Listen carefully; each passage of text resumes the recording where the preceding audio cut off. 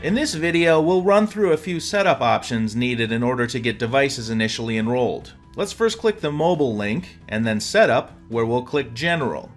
Here you can define your time zone, preferred unit system, and lines per table you want to see. You can also choose which platforms you see. So, for example, if you're not managing any Windows mobile or desktop devices, you can just deselect them. It's also important to make sure you properly configure whether the SMC app allows users to unenroll themselves from mobile device management or not. This is quite handy if you're a bring your own device shop and you want users to be able to unenroll, while if you're strictly using corporate-owned devices, you might want to prohibit that. And the technical contact section contains information that users will see on their devices if they need to get in touch with support staff. So those are the initial settings. Let's move to System Setup now. This first tab is very important. This is where you'll need to set up your iOS APNS certificate.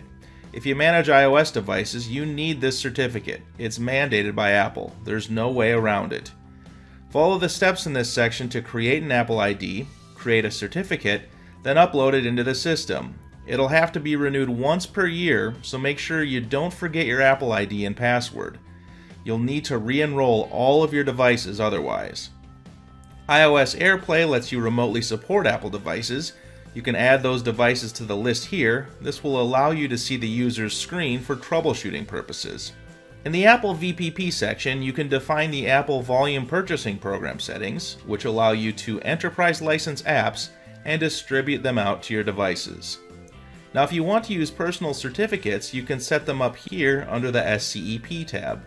If you've got an SCEP server, enter its details here. And finally, if you want to use our email gateway to control access to email from your mobile devices, download the installer, install it on a machine, and during the installation you'll get a certificate to upload here, which results in a properly managed EAS proxy.